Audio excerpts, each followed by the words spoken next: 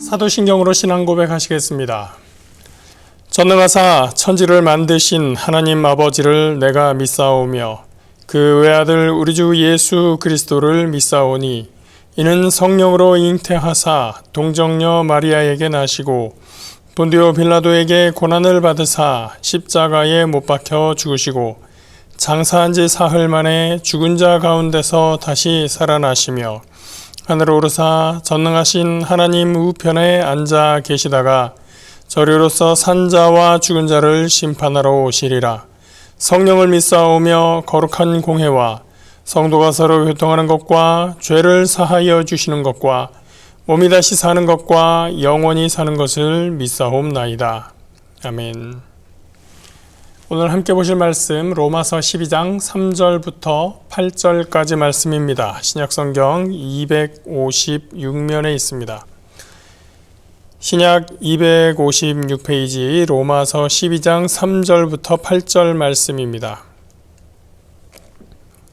로마서 12장 3절부터 8절입니다. 내게 주신 은혜로 말미암아 너희 각 사람에게 말하노니 마땅히 생각할 그 이상의 생각을 품지 말고 오직 하나님께서 각 사람에게 나누어 주신 믿음의 분량대로 지혜롭게 생각하라. 우리가 한 몸에 많은 지체를 가졌으나 모든 지체가 같은 기능을 가진 것이 아니니 이와 같이 우리 많은 사람이 그리스도 안에서 한 몸이 되어 서로 지체가 되었느니라.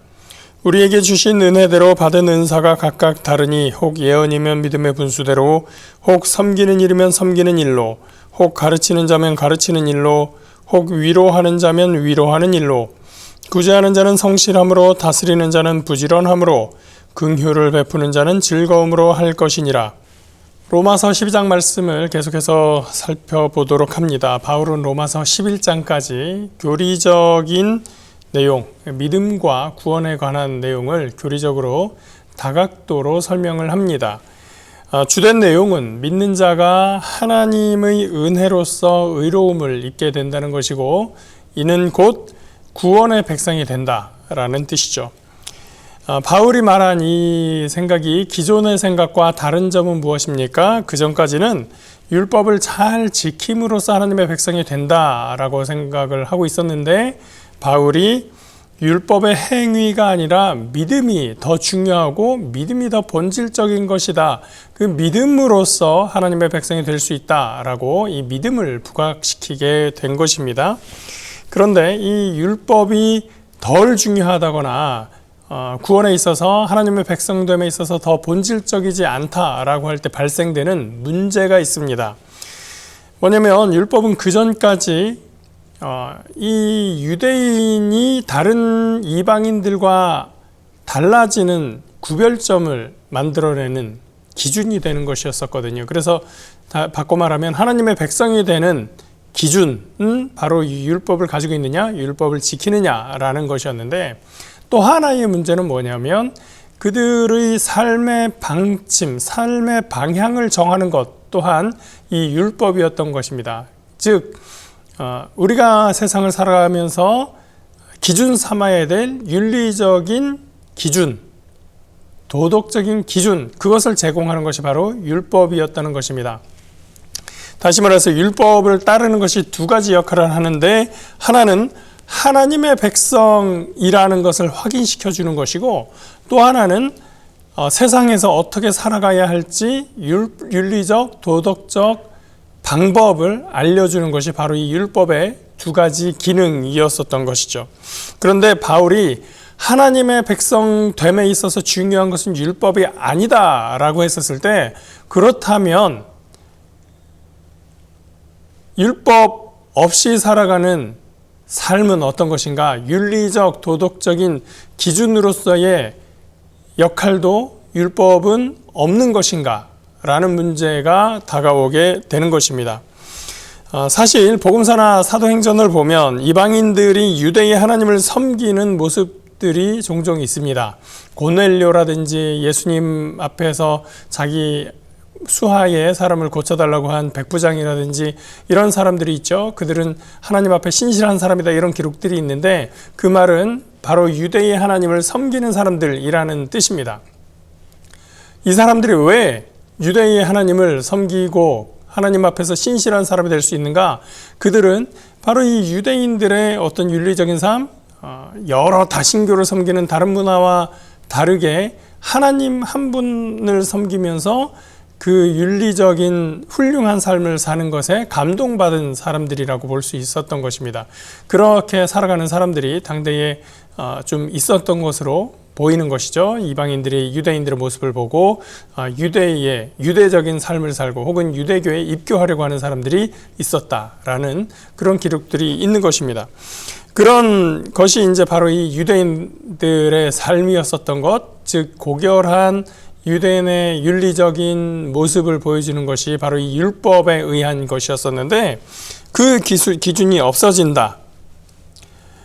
그런 의미 있던 율법이 이제 하나님의 백성 되는 조건으로서 역할도 하지 못하고 믿음이라는 조건 앞에서 무시될 수 있다면 율법이 제공했던 윤리적인 기준도 무시해야 되는가?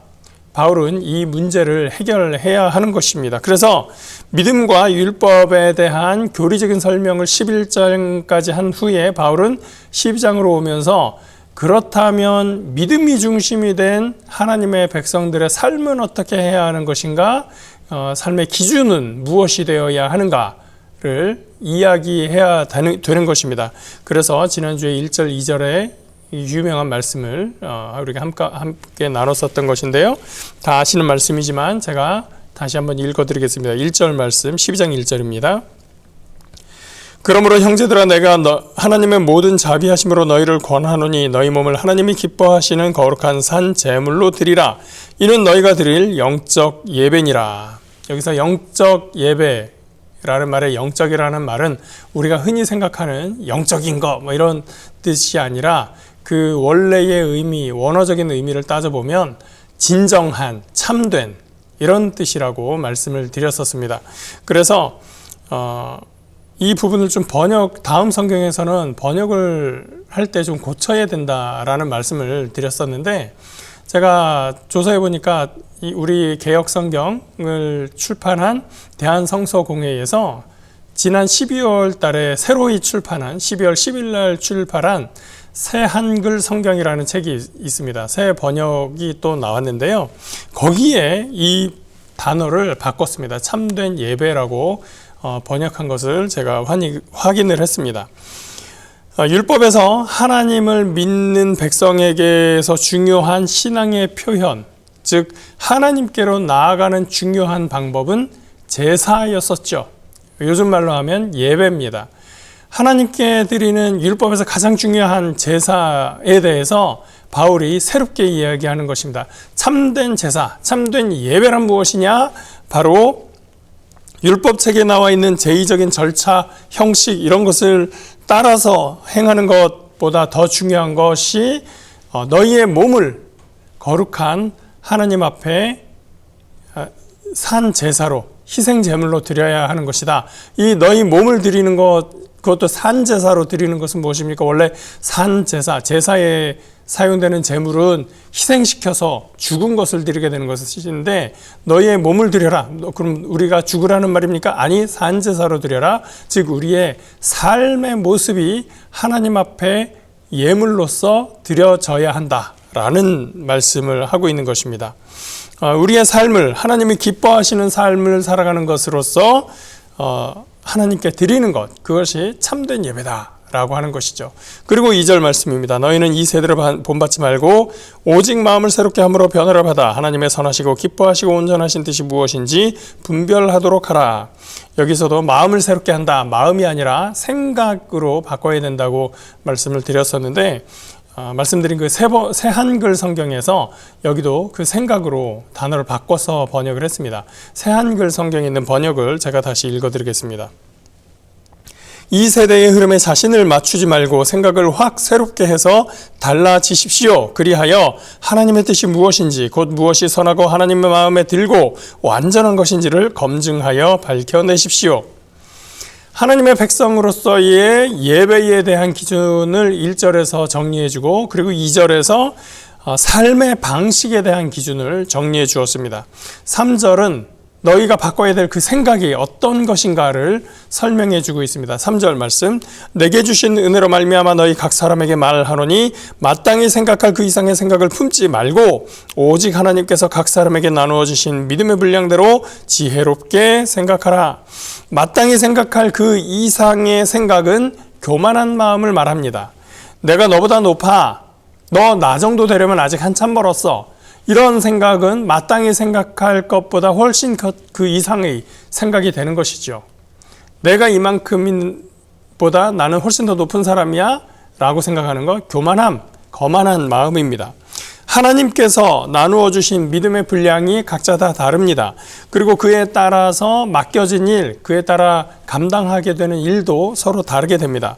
또 믿음 안에서는 나중된 자가 먼저 되기도 하고 먼저 된 자가 나중되기도 하지요. 그러니 바울이 유대인과 이방인의 관계에서 서로 자랑할 것이 없다고 했는데, 또 믿음 안에서도 먼저 믿은 자, 나중에 믿은 자가 서로 자랑할 것이 없는 것이 마땅한 것입니다. 즉 믿음의 분량에 대해서도, 믿음의 순서에 대해서도 우리는 자랑할 것이 없는 것입니다.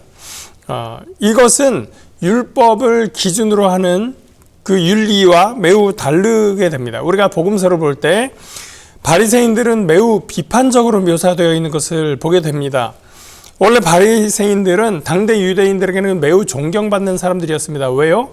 율법을 잘 지키는 사람들이었기 때문입니다. 율법의 행위에 있어서 누구보다 뒤처지지 않는 사람들이 바로 바리새인들이었기 때문에 그들은 존경받는 사람들이었습니다. 그런데 성경은 왜, 예수님은 왜 이런 바리새인들을 비판했습니까?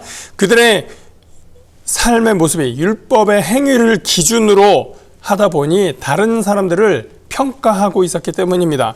율법의 행위라는 잣대로 거기에 못 미치는 사람들을 비난하고 멸시하고 율법의 행위라는 기준으로 자신을 과시했기 때문입니다. 여러분, 성전에서 기도하는 바리새인과 세리의 비유에 대해서 잘 아십니다. 거기서 바리새인이 기도하는 기도의 내용이 뭡니까? 누가복음 18장 11절 12절 말씀입니다. 바리새인은 서서 따로 기도하여 이르되 하나님이여, 나는 다른 사람들 곧 토색 불의 가늠을 하는 자들과 같지 아니하고 이 세리와도 같지 아니함을 감사하나이다. 나는 일회에 2번씩 금식하고 또 소득의 11조를 드리나이다. 이것이 바리새인의 기도였습니다. 내가 이만큼 하는데 다른 사람들은 이만큼 못하니 나는 훌륭하지 않느냐라는 것이 바리새인들의 생각이었습니다. 율법의 행위를 기준으로 하다 보면 이렇게 다른 사람보다 누가 더 훌륭하다, 낫다, 좋다, 그리고 그것에 의해서 거만한 모습을 갖게 되기도 하는 것입니다. 율법주의가 낳게 되는 폐해죠. 믿음이 기준이 될 때는 그렇게 될 수 없습니다. 너는 왜 믿음이 적니? 너는 왜 이제서야 믿음을 가졌니? 라고 할 수는 없는 것입니다.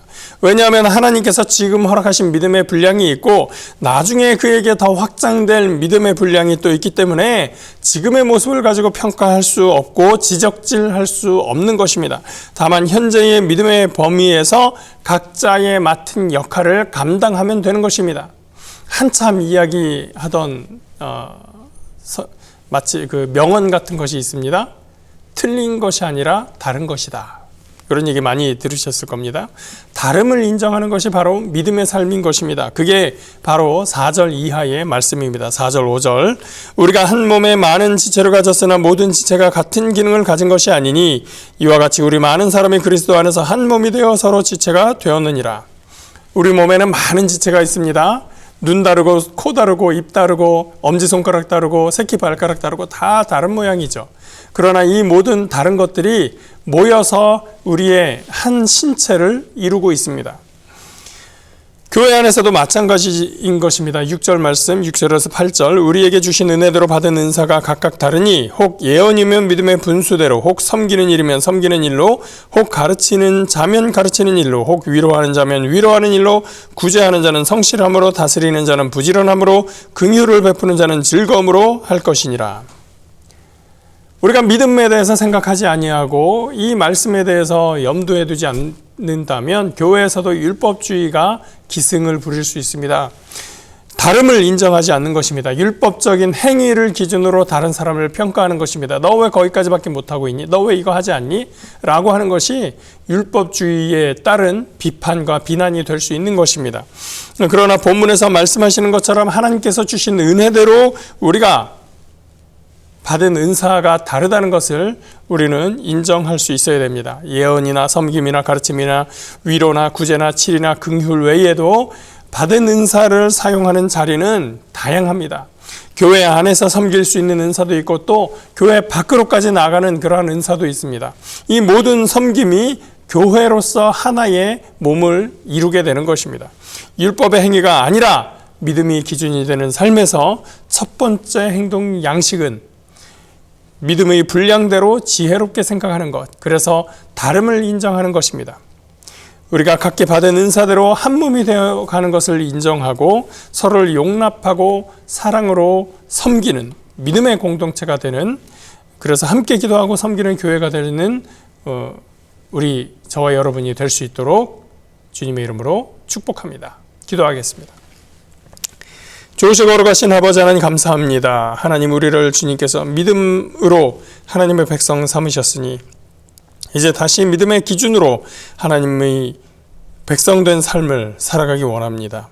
하나님, 율법이 기준이 되었을 때 우리가 서로를 비판하고 비난하는 교만한 마음을 갖기 십상이지만 하나님, 우리의 믿음의 분량이 각각 다름을 인정하고 믿음의 때가 다름을 인정하고 그 안에서 서로 사랑하고 섬기며 우리에게 주신 은사대로 교회를 섬기고 성도를 섬기고 또 세상을 섬길 수 있는 하나님의 백성의 모습을 가질 수 있도록 인도하여 주시옵소서.